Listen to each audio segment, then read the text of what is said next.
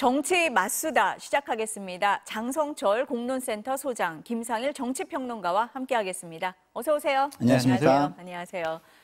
네, 김건희 여사가 한동훈 전 비대위원장에게 지난 1월 보낸 문자가 연일 논란입니다. 국민의힘 당대표 후보 4명의 발언부터 듣고 시작하겠습니다.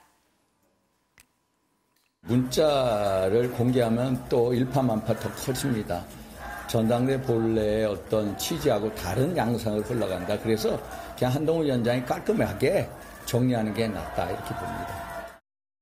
내용의 무슨 다툼, 지금 내용의 뭐 여러 가지 해석의 논란 이런 걸 다 뛰어넘어서 그 소통의 기회를 차단했다는 것 그 자체만으로도 비대위원장으로서의 역할과 책임을 다하지 않았다고 봅니다. 저는 상황을 설명드렸고요. 제가 사과할 일이 있습니까? 어떤 부분 사과하라는 말이죠? 저는 당시에 여러 차례 사과가 필요하다는 뜻을 전달했고 그로 인해서 큰 피해까지 입는 상황이었잖아요. 선관위에 아주 강력한 이 당의 화합 태세로의 전환을 위한 서로의 노력을 요구를 했기 때문에 일단은 협조를 하겠고요. 근데 이제 만약에 뭐 그런 것들이 또 공방이 된다면 그에 따라서 제 입장을 밝히겠습니다. 일부 언론에서는 전당대회가 막장으로 가고 있다 이런 제목까지 뽑았던데요. 문자 논란 어떻게 보세요, 소장님? 한동훈은 절대 당대표 되면 안 돼. 첫 번째고요. 두 번째는 김건희 여사의 전당대회 개입이라고 볼 수밖에 없고 세 번째는 정말 국민에게 부끄러운 난장판이다. 이렇게 세 가지로 요약해 봅니다. 어떻게 보세요? 일단은 문자 자체가 문제다. 영부인이라는 거는 지위는 있으나 권한은 없는 위치 아닙니까?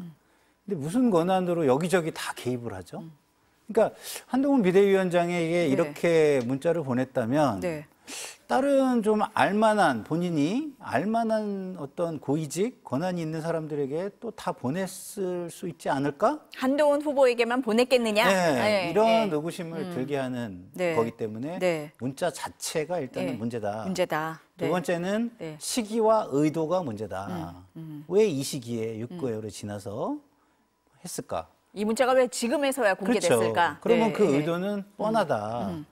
제2의 정치적 숙청을 위한 거 아니냐. 이준석 정치적 숙청 이후에 제2의 정치적 숙청을 위한 작업이다. 그러니까 똑같이 돌아가잖아요. 윤리위 이야기가 나오고 막 이런 얘기들이 나오지 않습니까? 그래서 그 단계를 거쳐서 또 정치적 숙청을 하려고 하는 거 아니냐라는 이런 의구심을 강하게 들게 하는 나쁜 의도 이런 게 문제로 보입니다. 두 분의 공통점은 하나인 것 같은데요. 한동훈 후보는 안 된다로 모이는 것 같습니다. 그럼 저희가 여기서 시청자들의 이해를 돕기 위해서 김 여사가 문자를 보낼 당시의 상황을 리포트로 먼저 보시고 얘기를 나누겠습니다. 분명히 아쉬운 점이 있고 국민들께서 걱정하실 만한 부분이 있었다고 저도 생각합니다. 바로 다음 날 김 여사는 한 후보에게 사과했다가 지지율이 떨어진 기억이 있어 망설였다. 당에서 필요하면 대국민 사과를 포함해 어떤 처분도 받아들이겠다고 문자를 보냈습니다. 한 후보는 답하지 않았습니다. 이틀 뒤 이관섭 당시 대통령실 비서실장은 한 후보에게 비대위원장에서 사퇴하라는 윤석열 대통령의 뜻을 전달했습니다. 한 후보는 사퇴 요구도 거절했습니다. 극에 달하는 듯했던 윤한 갈등은 화재 현장에서 한 후보의 이른바 폴더 인사로 불안하게 매듭지어졌습니다. 이날도 김 여사는 사과가 필요하다면 단호히 결심하겠다고 문자를 보냈고 이틀 뒤 또 대통령실이 비대위원장 사퇴를 요구했던 데 대해 미안하다. 대통령이 격노하고 큰 소리로 역정을 내서 그리 됐다며 문자를 보낸 것으로 전해졌습니다. 네, 리포트를 통해서 이제 맥락을 보셨습니다. 어제 TV조선이 김 여사가 5차례에 걸쳐 한 후보에게 보냈다는 문자 전문을 보도를 했는데요. 하나씩 한번 자세히 들여다보겠습니다. 우선 1월 15일 두 통의 문자 내용인데요. 대통령과 재특검 문제로 불편하셨던 것 같은데 대신 사과드릴게요. 제가 이런 자리에 어울리지도 자격도 안 되는 사람이라 이런 사달이 나는 것 같습니다. 라는 내용이에요. 이때가 언제냐? 윤석열 대통령이 야당이 처리한 김건희 여사 특검법에 거부권을 행사한 지 열흘이 되는 시점이었거든요. 그럼 갈등의 촉발이 김건희 여사 특검법이다. 이렇게 볼 수 있을까요? 어떻습니까? 그렇게 될 수밖에 없겠죠. 네. 왜냐하면은 비대위원장으로서는 선거를 치르려면, 네. 총선을 치르려면 네. 국민의 눈높이에 맞는 여러 가지 결정들을 하고 당의 여러 가지 노선과 결정을 바꿔야 될 거 아니에요. 네. 그 당시 가장 문제가 됐던 거는 김건희 여사 특검법이었단 말이에요. 국민적인 의혹은 되게 많았었고 찬성 여론은 높았기 때문에 이거를 그냥 무시하고 뭉개고 그냥 거부권 행사하는 걸로 끝나지 않을 거다. 다른 형태로, 다른 형식으로 이 문제점을 좀 풀어보자라고 당에서는 요구했을 가능성이 높거든요. 대통령께서는 뭔 소리야. 지금 우리 김건희 여사 뭘 잘못했다고 그러는 거야. 뭐 특검법 거부도 하고 김건희 여사에 대해서 언급하는 것 자체를 상당히 좀 꺼려했던 것 같아요.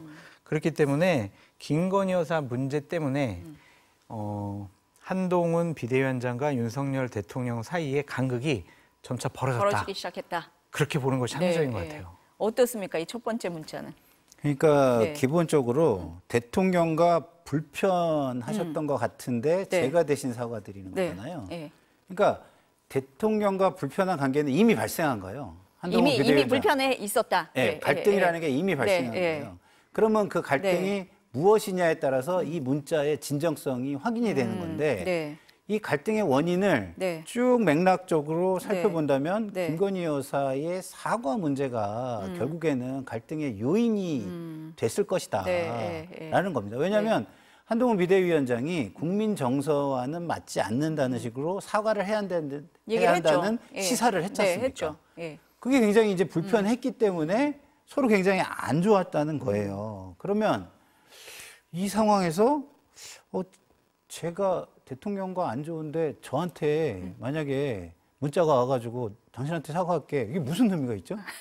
당사자가 아니었는데. 네, 그리고 그럴 거면은 당신은 남편인 대통령한테 얘기를 잘 해가지고 오해를 풀어주든가 설득을 해주든가 아니면 또 저한테 할 거면 당신 좀 그러지 마요. 나하고 관계도 있고 나 이런 경험도 있는데 그러는 거 섭섭해. 이게 맞는 거지. 이게 도대체 저는 이해가 가지 않는 문자다. 그럼 두 번째 문제 한번 볼까요? 1월 17일 문자 내용은 이렇습니다. 진정성 논란에 책임론까지 불붙듯 이슈가 커질 가능성 때문에 쉽게 결정을 못하는 것뿐이다. 그럼에도 비대위 차원에서 결정 내려주시면 그 뜻에 따르겠습니다. 이런 거예요. 여기서 무슨 얘기가 나오냐면 그럼 사과의 진정성이 있었냐 없었냐 이 논란이 여기서 좀 나오거든요. 어떻게 해석이 되세요?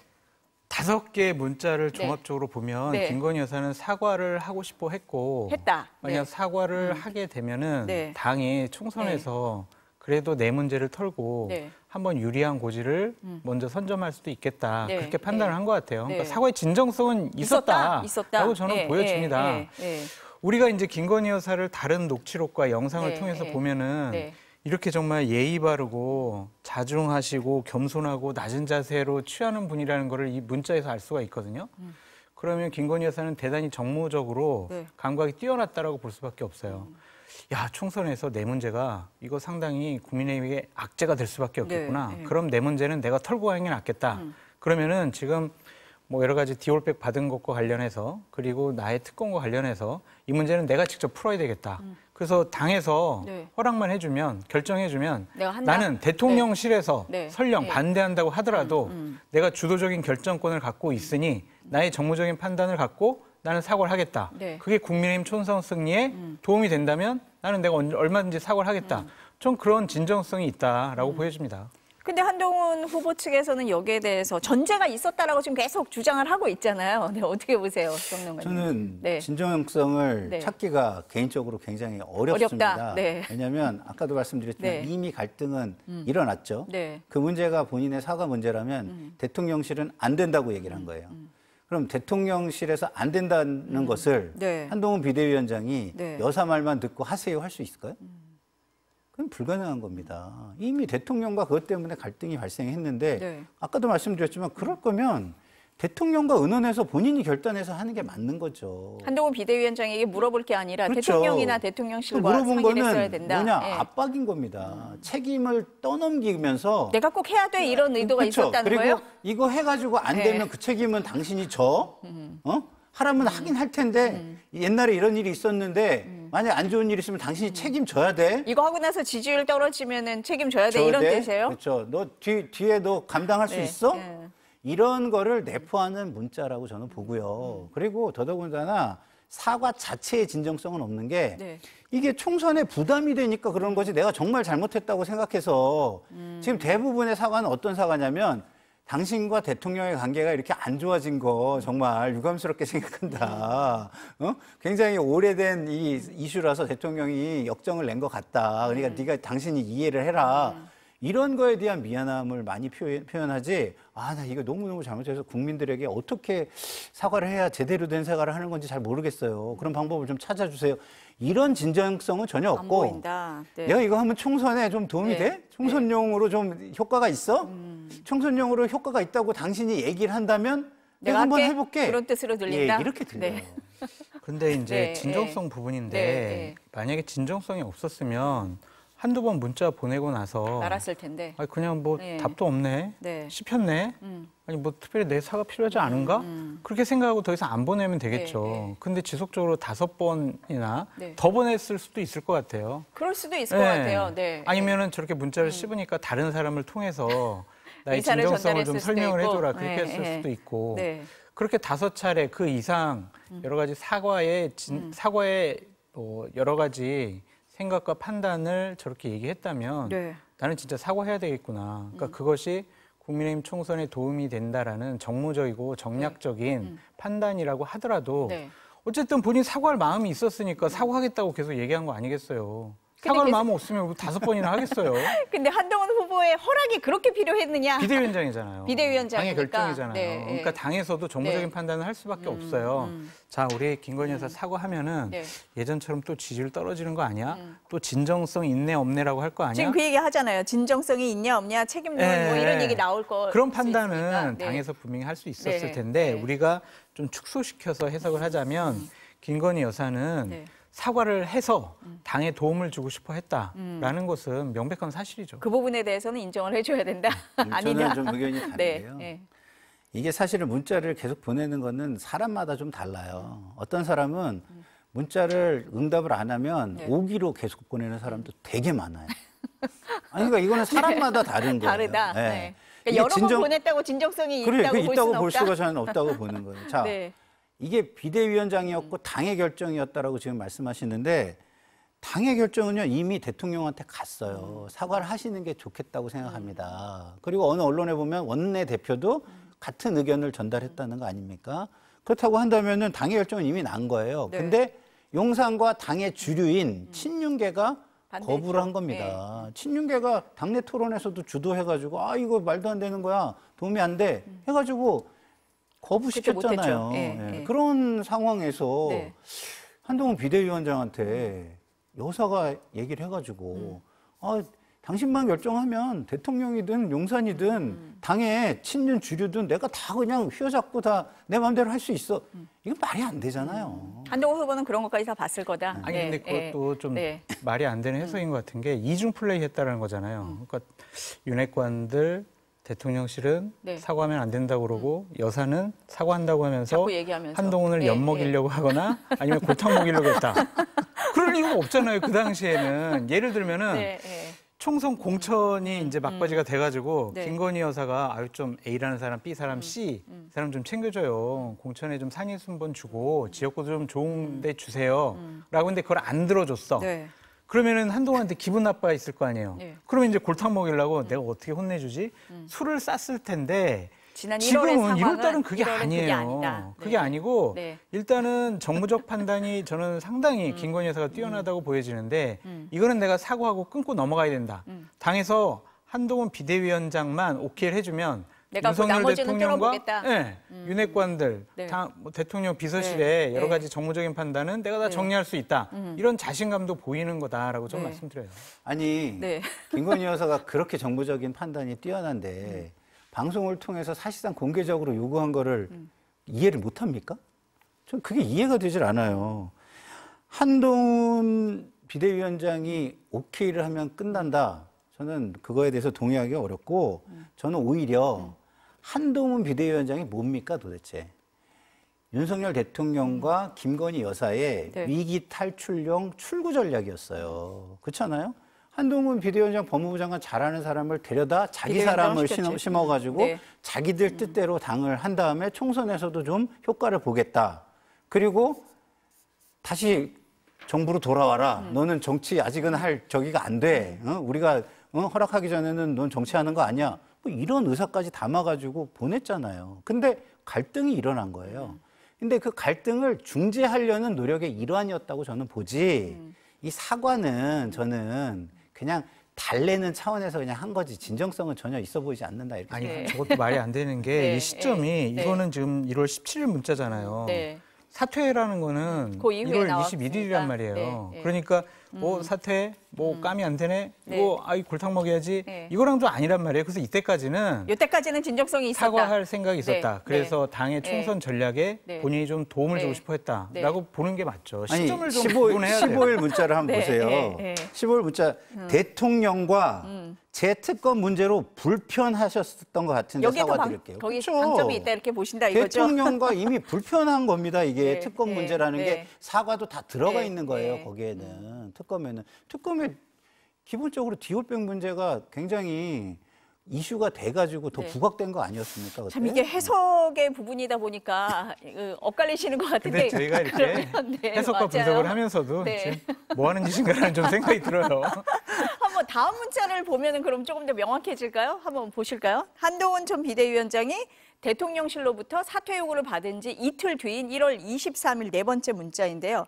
제가 댓글팀을 활용해 위원장님과 주변을 비방한다는 얘기를 들어 너무 놀랍고 참담합니다. 위원장님께서 그럼에도 불구하고 사과가 필요하다고 판단하시면 제가 단호히 결심하겠습니다. 라고 했는데 댓글팀 논란까지 나왔고 아까 우리 소장님이 말씀하신 김 여사의 이중 플레이 얘기가 나오거든요. 그럼 어떻게 보세요, 이거는? 이 댓글팀 같은 경우에는 실체를 확인할 수가 없고 제가 뭐 이렇게 여러 군데 전화를 해서 알아봤는데도 이거를 답변해 줄 수 있는 사람들이 없더라고요. 그래서 댓글팀이라는 부분에 대해서는 저희가 언급하는 것이 상당히 좀 부적절해 보인다라고 말씀을 드리고 확인이 안 됐으니까. 계속해서 사과를 하겠다라고 또 사과. 계속 얘기를 하잖아요. 사과를 하고 싶으니까 사과를 하는 건데 하고 싶다.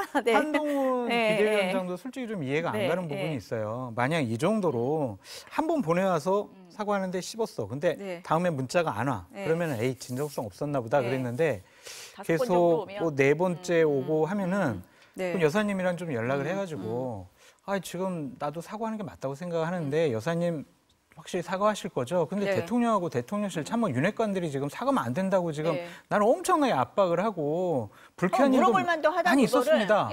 근데 왜 여사님 이런 상황입니까? 그런 상황들을 좀 여사님이 좀 정리하시고 난 다음에 다시 한번 연락 주십시오. 이랬으면 별 문제가 없었을 것 같은데 계속 씹었잖아요. 씹은 이유는 솔직히 잘 모르겠어요. 이해가 되지 않아요. 저는 이해가 너무 잘 되는데. 이해가 돼요? 왜냐하면 한동훈 비대위원장만큼 윤석열 대통령 스타일을 잘 아는 사람은 없을 거예요. 근데 그런 식으로 대통령을 오버라이드 할 때 대통령의 경로가 훨씬 더 심해졌을 수 있다라고 판단할 수 있을 거라고 저는 보고요.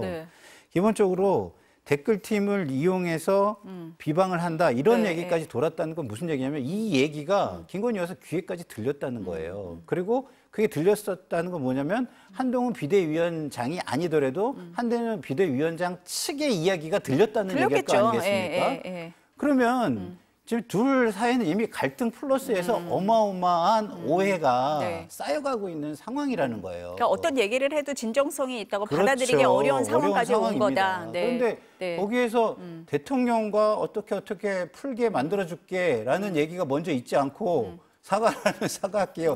이거 먼저 하면 지금 가뜩이나 대통령과의 관계가 굉장히 안 좋은데 그거에 대해서 어떻게 사과하세요 이렇게 얘기를 할까요?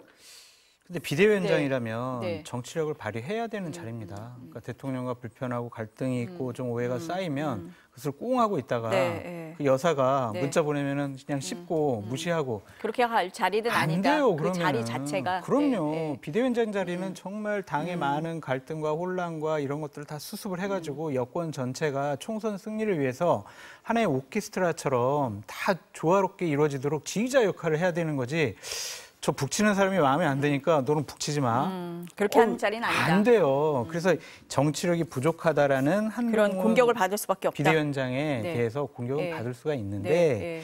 이거를 갖고 계속 뭐 이중 플레이라든지 아니면은 다른 의도가 있어가지고 김건희 여사는 이렇게 사과 문자 보내고 아니면 다른 쪽에서는 사과하면 안 돼, 사과시키면 안 돼, 가만 안 둘 거야. 이런 식으로 이중 플레이였다라고 보기는 좀 어렵습니다. 하나만 더 네. 얘기하면 이런 거예요. 기본적으로 아까도 제가 말씀을 드렸지만 영부인의 지위는 있지만 네. 영부인은 권한과 역할이 없는 겁니다. 그냥 보조적인 거예요. 대통령이 좀 바빠서 좀 살펴야 되는 게 있으면 대신해서 뭘 한다든가 뭐 이런 보조적인 역할인 건데 이 문자 자체가 야당인 제 입장에서 보면은 굉장히 말이 안 되는 문자입니다. 그러면 한동훈 비대위원장은 법무부 장관 때문에 이것 때문에도 국회 나가가지고 카톡 몇 번 하셨어요? 300번 하셨다면서요. 그럼 왜 하셨어요? 그때도 그 그게 얘기 말이 나왔는데. 돼요? 근데 네. 이거를 또 네. 비대위원장이라는 위치를 잡아가지고 네. 이렇게 했다. 그러면 역시 윤석열 아바타네. 더 문제가 됐을 수 있다. 그렇죠. 윤석열 아바타를 넘어서 네. 김건희 여사가 상황이란 얘기도 있는데 그거 맞네. 이런 수많은 공격을 당할 수 있는 상황으로 이게 발전됐을 거예요. 이해가 된다. 그래서 그렇죠. 예. 그럼 마지막 근데 이 문자를 보면은 네. 기본적으로 우리가 생각할 수 있는 게 와 김건희 여사 세구나. 자기의 독자적인 결정권과 주도권을 확보하고 있구나.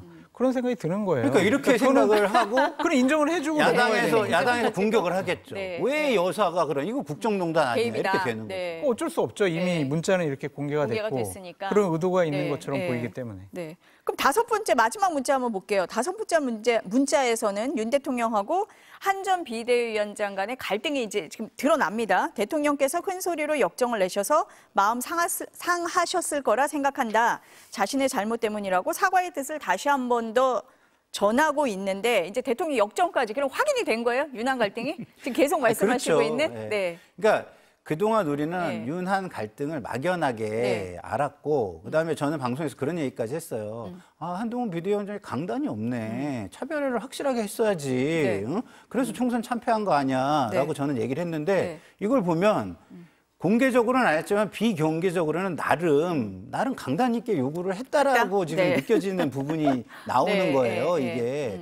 그렇다고 한다면은 대통령의 역정 이런 걸 어마어마하게 받았겠죠. 그래서 저희가 생각했던 것보다 갈등이 훨씬 심각했구나. 왜 위로하겠다고 점심 사주겠다고 하는 것까지 거부했을까라고 한동훈 비대위원장 좀 이해가 안 되는데 전 이렇게 생각했었는데 다 이해가 됩니까? 여기서 이제 이해가 되는 거예요.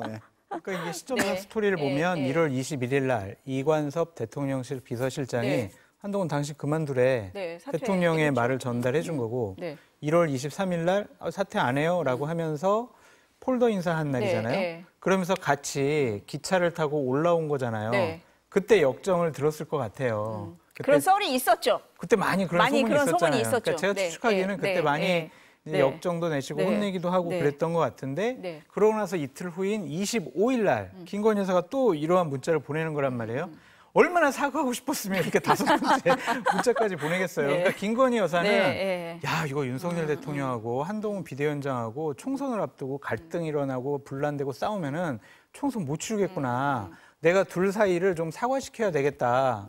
둘 사이 화해시켜야 되겠다. 그런 생각이 많았다. 그런 생각이 많으니까 이렇게 여러 가지 노력을 하지 않았느냐라는 생각인데 결론적으로 한동훈 비대위원장이 답을 안 한 것은 못 믿었다라고 볼 수밖에 못 믿었다. 없죠. 아니 지금 소장님 말씀을 들어보면 사과가 목적이 아니라 두 사람의 갈등을 해소하는 게 목적인 거예요. 아까도 얘기했지만 한동훈이라는 카드는 두 사람의 출구 전략 카드였다고 저는 보거든요. 근데 이 출구 전략 카드가 망가지는 걸 정무 감각이 뛰어난 김건희 여사가 그만두고 볼 수 없었기 때문에 갈등 해소를 위해서 이렇게 노력을 주구장창 한 것이지 국민들한테 사과해야 되겠다는 진정성은 저는 없다. 보이지 않는다고. 아니 100번 1000번 사과하겠다.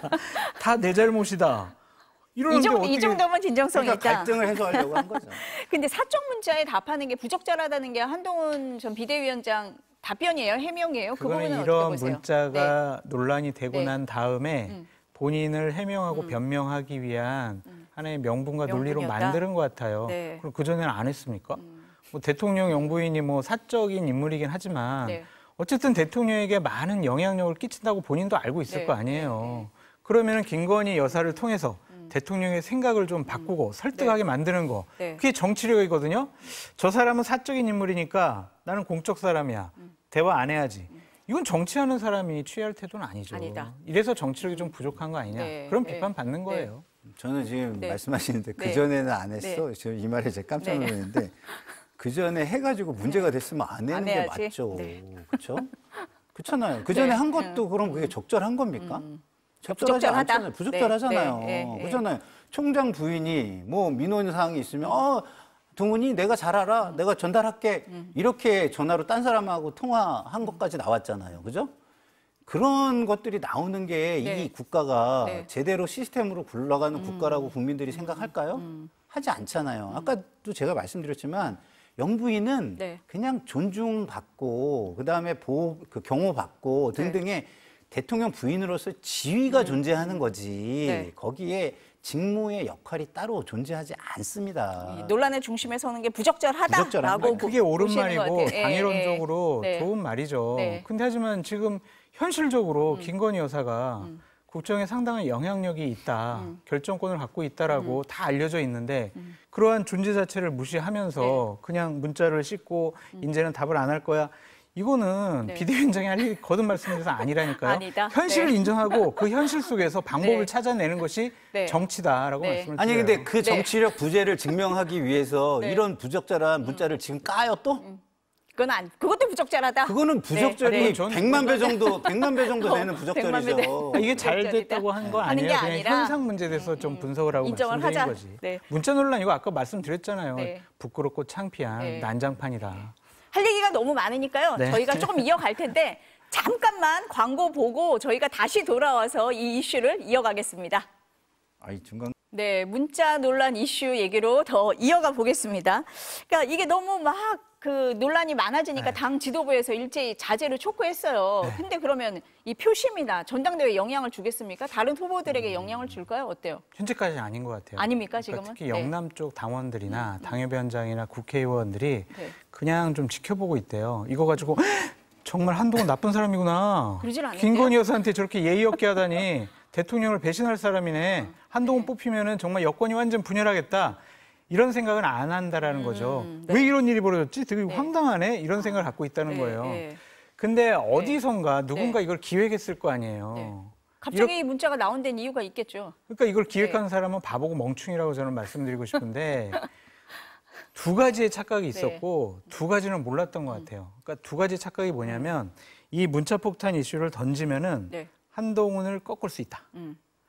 또 하나는 꺾을 수 없더라도 한동훈 대세론을 막고 우리가 역전의 발판을 만들 수 있겠다.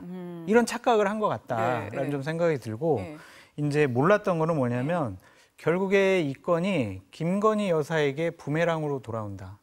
김건희 여사가 국정에 개입하고 있구나. 영향력이 정말 센 사람이구나. 우리가 그동안 소문을 들었던 여러 가지 일들이 사실일 수도 있겠구나. 이러한 부메랑으로 돌아오는 것을 생각하지 못한 것이고 또 하나는 결국에는 국민의힘이라는 집권 여당, 그다음에 윤석열 정권, 여권에 상당히 국민들로부터의 비호감도가 높아지는 계기가 된 거예요.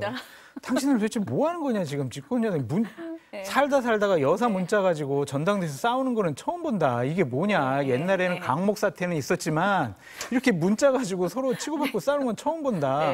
창피하고 부끄럽다. 국민들로부터 버림받는 중요한 계기가 될 수 있단 말이에요. 그래서 이것을 기획한 사람은 자해 행위를 한 거다. 자살 꼴른 거예요. 꼴대만 보면은 자기 꼴대인지 모르고 그냥 꽝 차가지고 꼬리 눕는 걸 좋아하는 사람이다. 그렇게 말씀드리고 싶어요. 어떻게 보세요? 지금 부메랑 얘기해 주셨잖아요. 지금은 전대 자체에 관심이 많기 때문에 부메랑이 좀 적어요. 근데 전대가 끝나잖아요. 이제 이 자체를 문제 삼기 시작하면 이 자체가 문자 자체가 이슈가 더 크게 될 수 있다고 저는 봅니다. 그게 이제 부메랑인 거예요. 그럼 그 공격을 막아야 돼요. 근데 예를 들어서 한동훈 후보 외에 다른 후보들 같은 경우는 막기도 굉장히 힘들 것 같아요. 지금 이 상황으로 가면 자기들이 이거 터뜨렸잖아요. 그렇기 때문에 터뜨린 게 맞습니까? 그거를 추정되잖아요. 죄송합니다. 그렇게 보이잖아요. 그러면은 이거는 더 힘들어질 거다. 근데 제가 볼 때는 대세에는 지장이 별로 없는 것 같아요. 대세 지장 없다. 아, 두 분 다 비슷하신 제가 생각이시네요. 지난주에 TK의 의원 한 분하고 PK의 의원 한 분을 굉장히 좀 약간 그 뭐 이렇게 좀 관록이 있는 두 분을 제가 뵀어요. 근데 이 두 분을 뵀더니 본인들은 중립이래요. 그래서 저 중립인가 보다 했더니 이야기를 쭉 나누다 보니까 당원들은 한동훈이라는 거예요. 그래서 이게 대세 지장이 없구나. 그리고 TK의 의원님 한 분은 저한테 어대안의 뜻이 바뀌었다고 얘기를 해주시더라고요. 뭡니까? 그동안 어대안이 어차피 대표는 한동훈이었는데 바뀌었대요. 뭘로요? 어쩔 수 없이 대표는 한동훈으로. 그렇게 얘기를 하더라고요. 그 정도다? 네, 그래서 저는 이거는 뭐 제가 볼 때는 대세에 지장은 없을 것 같아요. 영향이 없다. 지금 후유증 말씀하셨잖아요.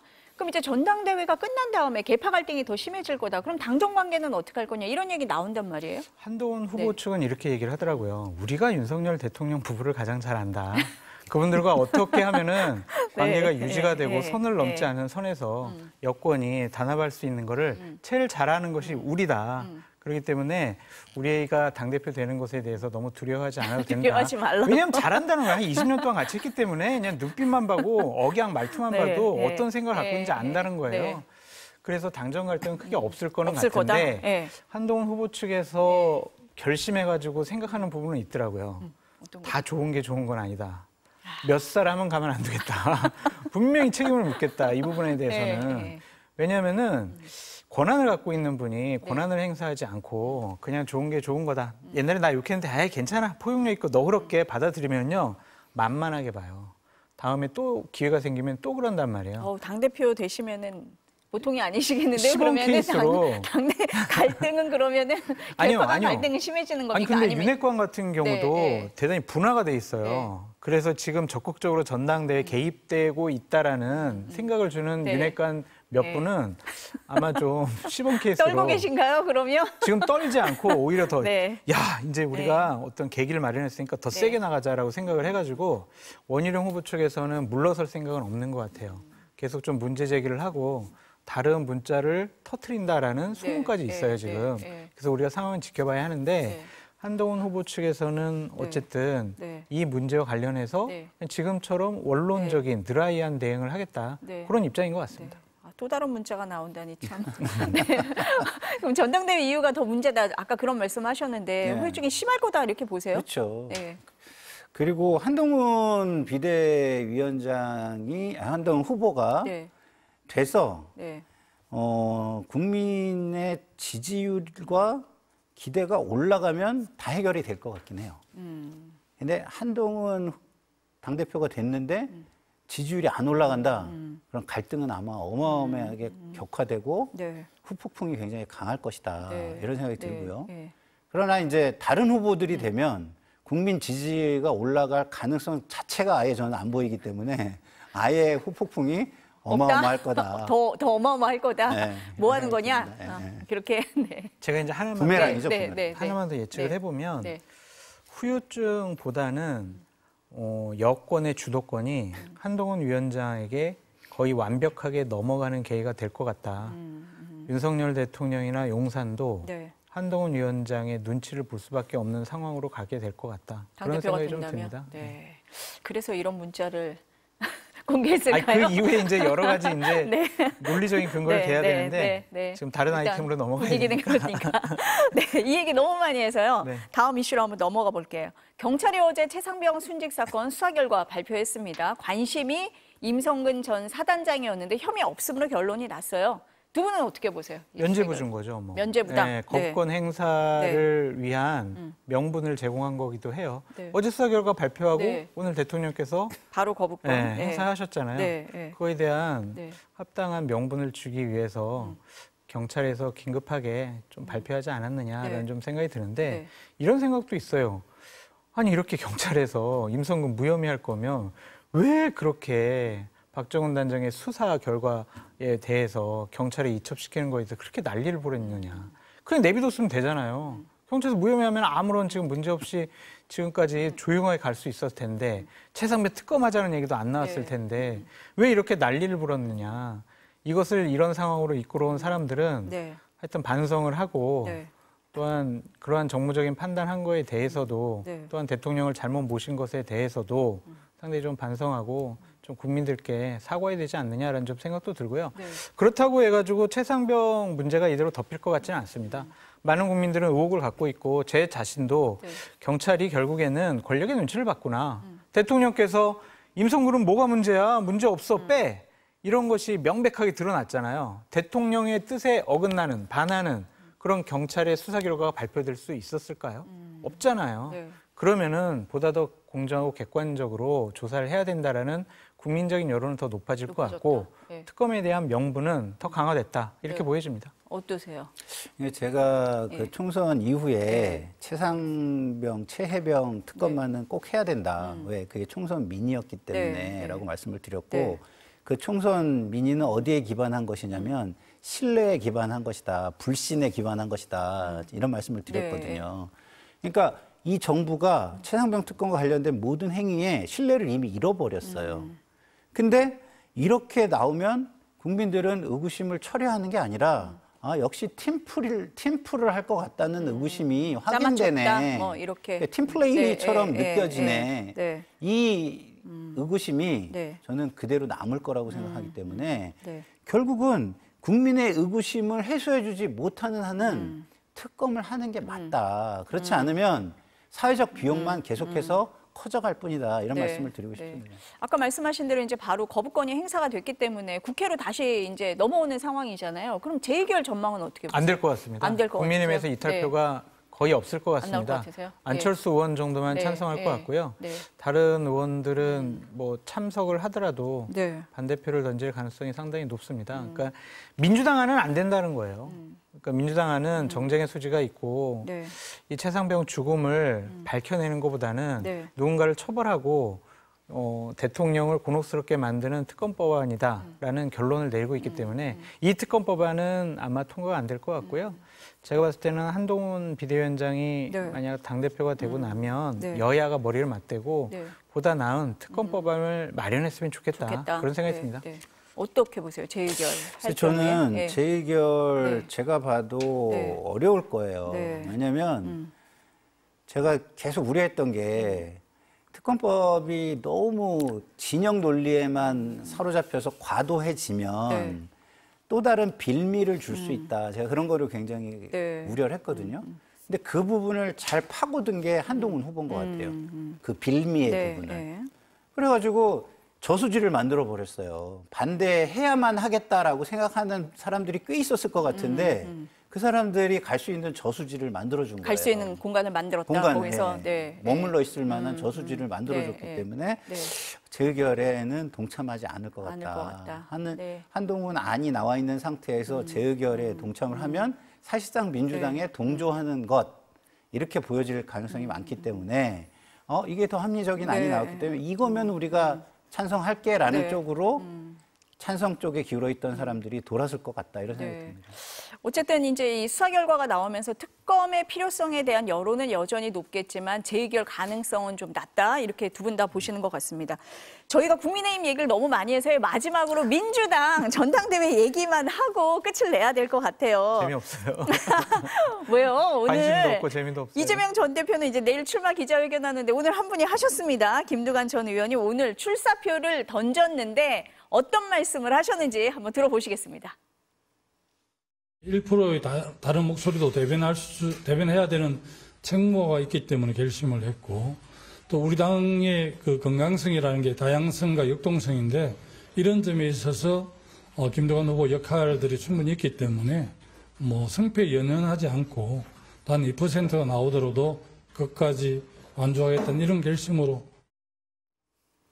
요거는 우리 평론가님 얘기부터 먼저 들을까요? 어떻게 보세요? 참 김두관 후보님 어렵게 결심하셨는데 저렇게 맥없는 기자회견을 하는 거에 대해서 참 안타깝다는 생각이 듭니다.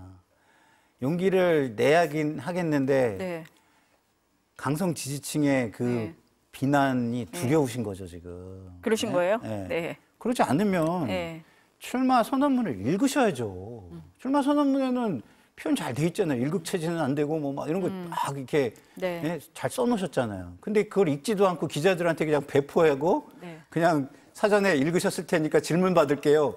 이게 뭡니까? 저 장은요, 네. 자신의 포부를 밝히고 그 모습과 에너지와 비전과 네. 이런 걸 확인해라라는 자리 아니에요?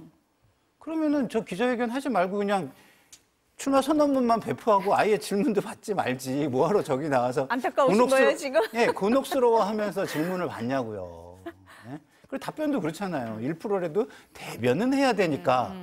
이게 뭡니까? 조금 아쉬운 예? 출마. 그리고 1%라고 기자회견이었다. 저렇게 네. 해가지고 뭐 1% 저는 훨씬 넘을 것 같은데 네. 단지 좀 점잖아서 말을 못하는 거지. 훨씬 그거보다 높을 것 같은데 스스로 네. 이 패배주의에 빠져가지고 하시는 것 같아서 저럴 거면 왜 나오셨나 싶은 생각이 듭니다. 그래도 지지하시는 분들이 있으시겠죠? 어떻게 저는, 보세요? 저는 네. 지지할 겁니다. 지지하시겠, 예. 네. 그래서 또 지지하실 수도 있고. 네. 누군가가 선거에 네. 출마한다면 두 가지 이유가 있습니다. 하나는 명분이고요. 또 하나는 당선 가능성입니다. 네. 둘 다 없어 보이는데 왜 출마하는지 좀 이해가 되지가 않고 과연 김두관 후보가 1%의 다른 목소리를 대변해야 되는 책무가 있다. 이걸 출마 명분으로 삼았잖아요. 네. 그동안은 왜 조용히 있었어요? 지난번 공천 과정 중에서 여러 가지 문제점이 있었잖아요. 그때 가만히 있었잖아요. 그 이후에 총선 이기고 나서 이재명 당대표가 당원 당규를 고쳐가면서 여러 가지 무리한 일을 할 때 그때도 가만히 있었잖아요. 뭘 대변하겠다라는 거예요? 지금 출마는 결국에는 네, 네. 나의 정치적인 생명력은 여기에 끝나지 않았어. 나 2026년에 지방선거 때 나 다시 한번 도지사에 한번 출마해 볼래. 나 죽지 않았어. 그러한 자기 항변이 아니냐라는 좀 생각이 드는데 저는 이러한 돌발 행동이 김두관 후보가 과연 정치인으로서 정무적인 판단을 잘하고 있는 것이냐 그런 의구심을 가지게 될 것이고 많은 민주당의 당원들과 국회의원들과 당협위원장들 그리고 권리당원들이 야, 그 이재명 당대표 일극체제는 그래도 안 되는 거 아니야? 이게 좀 중도층한테 손가락질 받는 거 아니야? 그럼 대안은 누구 있지? 보니까 김두관 의원이에요. 후보예요. 그래서 김두관 후보의 표가 더 안 나올 것 같다는 좀 생각이 드는 거예요. 깜이 되냐 안 되냐. 지금 김두관 후보가 민주당을 이끌 수 있는 지도자랑 리더십이 있는 깜이 되느냐. 아니라고 판단을 하는 분들이 더 많지 않을까. 그래서 지극히 개인적인 정치적인 이해관계 때문에 출마한 것 같다라는 생각이 듭니다. 아유, 오늘 또 출마 선언하셨는데 아이고, 이렇게 죄송합니다. 들러리는 안 하겠다고 하셨으니까요. 민주당 전당대회도 한번 지켜보도록 하시죠. 네, 오늘 말씀은 여기까지 듣겠습니다. 감사합니다.